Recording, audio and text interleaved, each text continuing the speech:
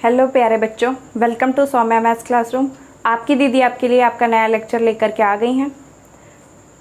आपसे रिक्वेस्ट है, वीडियोस को ज़्यादा से ज़्यादा लाइक कीजिए, चैनल को सब्सक्राइब कीजिए और अपने ज़्यादा से ज़्यादा फ्रेंड्स और दोस्तों को जोड़ लीजिए। तो आइए हम देखते हैं आपको क्वेश्चन नंबर कौन सा पढ़ना है।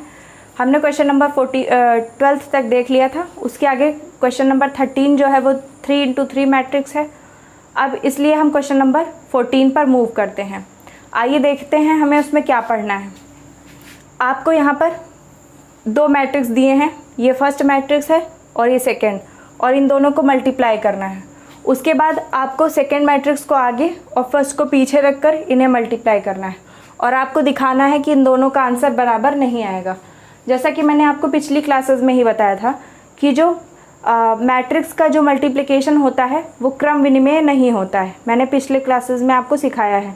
यानी अगर जैसे कि किसी भी नंबर में क्या होता है, अगर आप 5 × 7 करें और 7 × 5 करें तो दोनों का आंसर इक्वल आता है।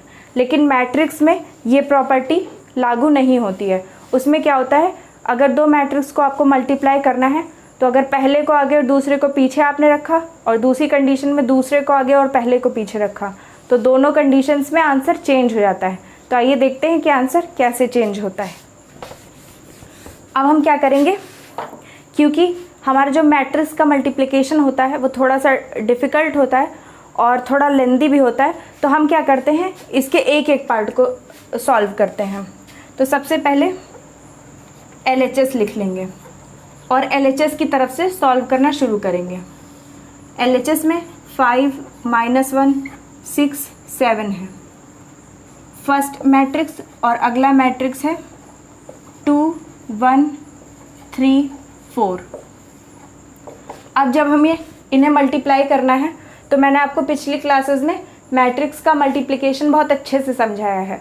प्लीज़ आप पिछली क्लासेस को देख करके आइए और उसके साथ में चलिए हम यहाँ पर भी देखते हैं कि मैट्रिक्स को कैसे मल्टीप्लाई करना है।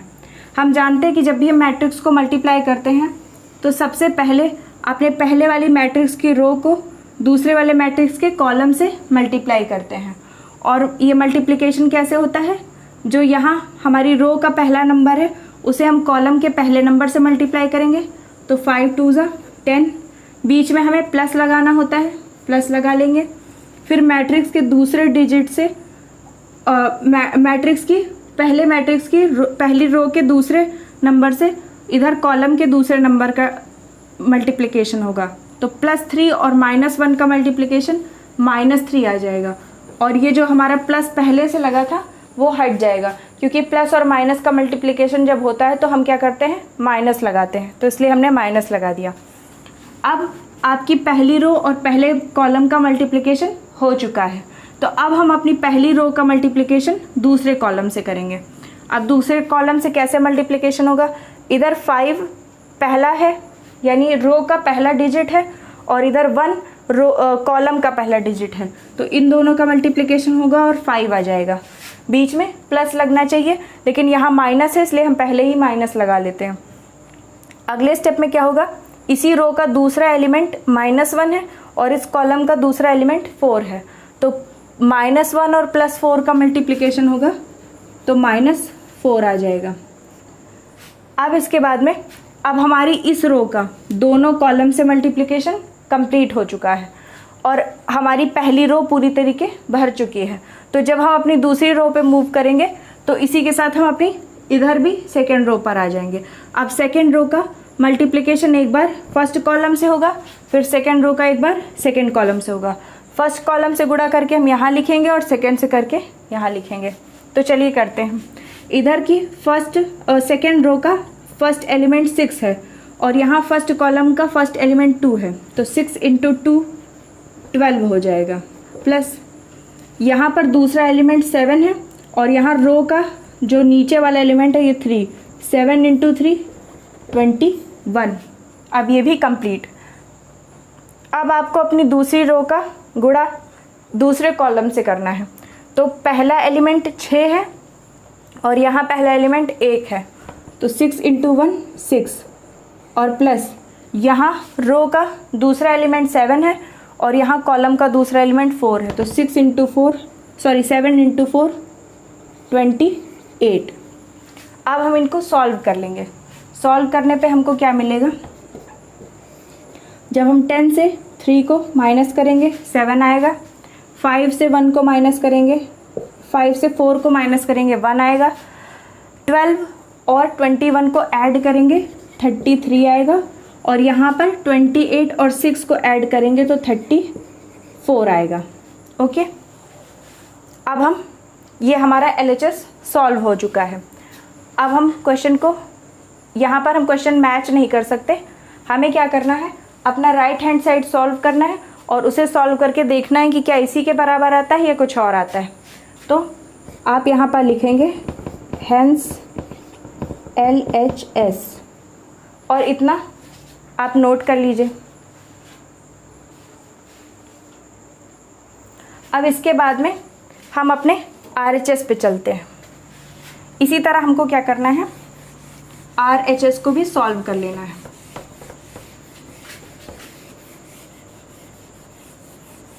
और ये जो आंसर आया है इसको मैं यहाँ पर साइड में लिख लेती हूँ ताकि मुझे याद रहे कि क्या आया था, क्योंकि इस आंसर को आपको ये आंसर जो आपका आंसर शीट होगी उसमें नहीं दिया होगा, क्योंकि कभी भी प्रूफ करने वाले क्वेश्चंस का आंसर नहीं दिया होता है शीट में। अब आप RHS से सॉल्व करिए। RHS में क्या होगा, पहले 2 1 3 4 वाले मैट्रिक्स को रखेंगे, फिर 5 -1 6 7 वाले मैट्रिक्स को रखेंगे और दोनों को मल्टीप्लाई करेंगे। अब आप मल्टीप्लाई करने की कोशिश कीजिए, क्योंकि आपको जो वीडियो मिलेगा उसमें आप क्या कर सकते हैं, खुद भी सॉल्व करने की कोशिश कर सकते हैं। तो पहले ये हमारा पहली रो है और पहली रो का गुणा पहले कॉलम से करेंगे। तो हम जानते हैं कि पहले एलिमेंट का गुणा पहले एलिमेंट से होगा, 2 × 5 10। फिर दूसरे एलिमेंट का गुणा दूसरे एलिमेंट के साथ होगा, 1 × 6 6, और बीच में प्लस लगेगा। इसी तरह अब पहली रो का गुणा दूसरे कॉलम से होगा, तो पहले एलिमेंट का पहले एलिमेंट से मल्टीप्लिकेशन होगा -2, और दूसरे एलिमेंट का दूसरे एलिमेंट से होगा +7। अब इस तरह हम अपनी नेक्स्ट रो पे आ जाएंगे। अब हमारी नेक्स्ट रो का गुणा पहले एलिमेंट से होगा और पहले कॉलम से होगा, फिर इसी रो का गुणा दूसरे कॉलम से होगा। तो पहले दूसरी रो का पहला एलिमेंट 3 है और पहले कॉलम का दूसरा पहला एलिमेंट 5 है, तो 3 × 5 15 प्लस इधर 4 लास्ट है और इधर 6 लास्ट है, तो 6 × 4 24। अब इसी तरह से हम इसका मल्टीप्लिकेशन इसके साथ करेंगे, तो +3 का मल्टीप्लिकेशन -1 से होगा तो -3, और +4 का 7 से होगा तो 28 आएगा। अब हम इसे सॉल्व करके आंसर निकालते हैं। 10 + 6 16, +7 से 2 माइनस हो जाएगा तो बचेगा 5।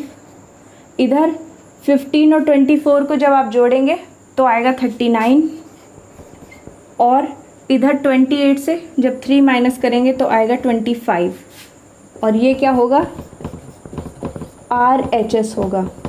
जबकि आप LHS देख रहे थे कि आपका क्या आ रहा था, 7, इसी जगह मैं लिख दूँ 7 1 33 एंड 34, और अब आप देख रहे हैं कि ये दोनों इक्वल नहीं हैं। तो हमें क्या पता चलता है कि जब भी मैट्रिक्स का मल्टीप्लिकेशन करते हैं तो अगर हम उनका ऑर्डर रीअरेंज कर देते हैं तो आंसर चेंज हो जाता है। ठीक है, तो आप इस क्वेश्चन का भी स्क्रीनशॉट ले लीजिए।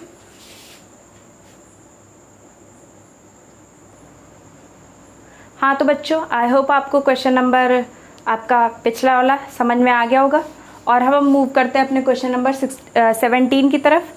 आइए देखते हैं कि इसमें हमें क्या सॉल्व करना है। मैंने आपको आइडेंटिटी मैट्रिक्स के बारे में बताया था और आज आपका आइडेंटिटी मैट्रिक्स यूज़ में आ ही गया। आइए देखते हैं कि क्या सॉल्व करना है हमें अपने इस क्वेश्चन में। आपको एक मैट्रिक्स दिया हुआ है ये, इसके बाद में आइडेंटिटी मैट्रिक्स दिया है। ये अगर नहीं भी दिया हो तो आपको खुद जानते रहना है कि आइडेंटिटी मैट्रिक्स एक ऐसा मैट्रिक्स होता है जिसमें क्या होता है, जो डायगोनल्स होते हैं उसमें 1 होता है और बाकी एलिमेंट 0 होते हैं। और इसके साथ में ये एक स्क्वायर मैट्रिक्स भी होता है। ठीक है, तो आइडेंटिटी मैट्रिक्स आपका दिया है और उसके बाद में आपको एक कंडीशन दी हुई है a square is equal to K A minus 2i, then what is the value of k। ठीक है, तो आपको सबसे पहले क्या करना है, आपको इस इक्वेशन में अपनी सारी चीज़ों को रखना है। आपको 2 पता ही है, i की वैल्यू पता ही है, a की वैल्यू पता है, तो अब आपको क्या करना है, बस बचा है k और उसी की वैल्यू निकाल लेनी है। लेकिन उसके लिए पहले हमें a स्क्वायर चाहिए, तो सबसे पहले हम a स्क्वायर निकालते हैं। अब आप जानते हैं जैसे कि a स्क्वायर का मतलब क्या है, a इंटू ए, यानी हमको क्या करना पड़ेगा, a का 2 बार गुणा करना पड़ेगा और 2 बार गुणा करके इसकी वैल्यू निकालनी होगी। तो हम क्या करते हैं, 3 माइनस 2 4 माइनस 2 का मल्टीप्लिकेशन इसी मैट्रिक्स यानी 3 माइनस 2 4 माइनस 2 से करते हैं और आंसर निकालते हैं कि a स्क्वायर की वैल्यू क्या आएगी। तो आप जानते हैं कि जब भी किसी भी मैट्रिक्स का मल्टीप्लिकेशन किया जाता है तो क्या होता है कि सबसे पहले हम पहले वाले मैट्रिक्स की रोज़ को ले लेते हैं और दूसरे मैट्रिक्स के कॉलम्स को ले लेते हैं और उन्हें आपस में मल्टीप्लाई करते हैं। तो पहले मैट्रिक्स की रो 3 और -2 है, दूसरे मैट्रिक्स के कॉलम में 3 और 4 है। इसके पहले पहले का गुणा हो जाएगा, यानी पहले पहले एलिमेंट का गुणा होगा, 3 इंटू 3 9 आ जाएगा, बीच में प्लस।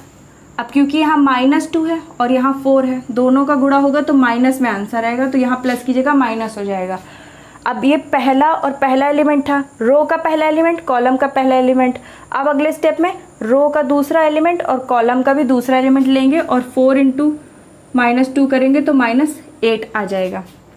अब उसके बाद में हमारे पहले कॉलम से गुणा हो चुका रो का, अब इसी रो का गुणा हम दूसरे कॉलम से करेंगे, तो 3 इंटू -2 होगा -6 और -2 इंटू -2 क्या होगा, माइनस माइनस मिलकर प्लस हो जाएगा और 2 इंटू 2 4 हो जाएगा।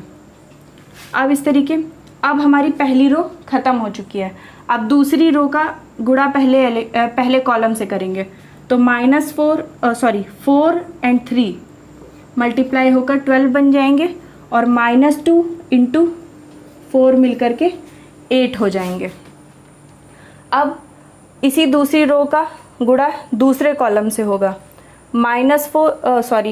बार माइनस बोल रहे हैं, 4 एंड -2 मल्टीप्लाई होकर -8 हो जाएंगे और -2 एंड -2 मिलकर के क्या होंगे, +4 बन जाएंगे।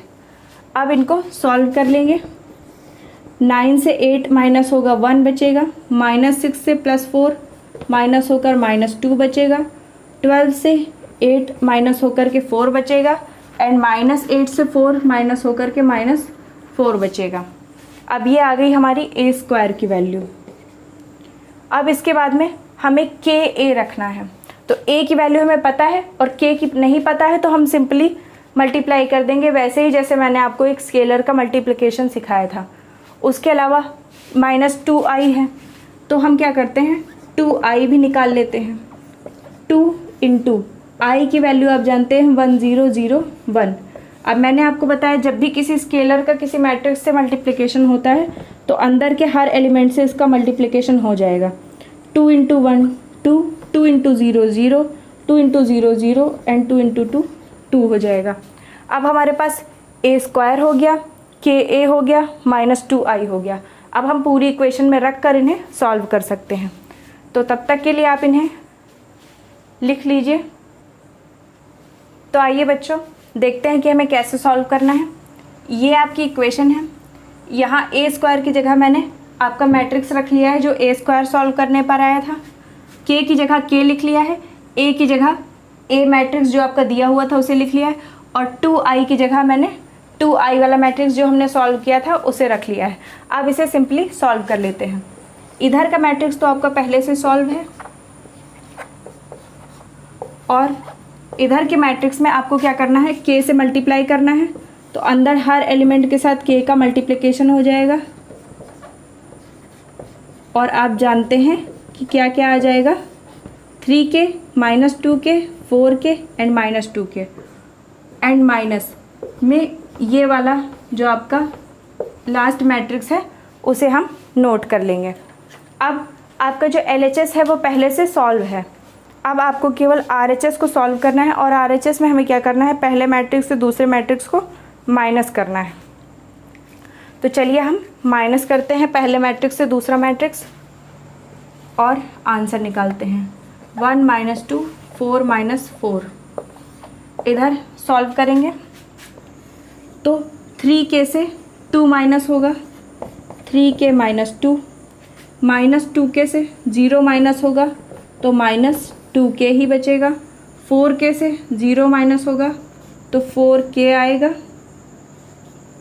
-2k से 2 माइनस होगा तो -2k - 2 आएगा और बराबर में आपके ये मैट्रिक्स आएगा। अब आप इन चारों में से किसी भी एक मैट्रिक्स की वैल्यू को क्या कर सकते हैं, करस्पॉन्डिंग एलिमेंट से इक्वेट कर सकते हैं और उसके बाद में हम सॉल्व करके k की वैल्यू निकाल लेंगे। तो हम देखते हैं कि अगर इसे ले या इसे ले तो हमें मल्टीप्लिकेशन यहाँ पर 3k के बीच में मल्टीप्लाई है और -2 घटाना पड़ेगा, लंबा सॉल्व करना पड़ेगा।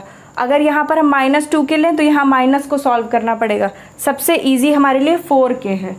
4k को हम अगर लें तो इसकी पोजीशन क्या है, ये सेकेंड रो और पहले कॉलम में है, यानी सेकेंड रो पहला कॉलम 2 1 पोजीशन और यहाँ सेकेंड रो और पहला कॉलम क्या होगा 2 1 पोजीशन पर 4 है। तो हम इन दोनों को इक्वल कर लेते हैं। 4a = 4 यानी 4k की वैल्यू 4 है। 4 और 4 कट जाएगा और k = 1 आ जाएगा और यही आपका आंसर होगा। अब इस तरह के आपको जितने भी क्वेश्चन मिलेंगे आई होप कि आप उसे सॉल्व कर लेंगे।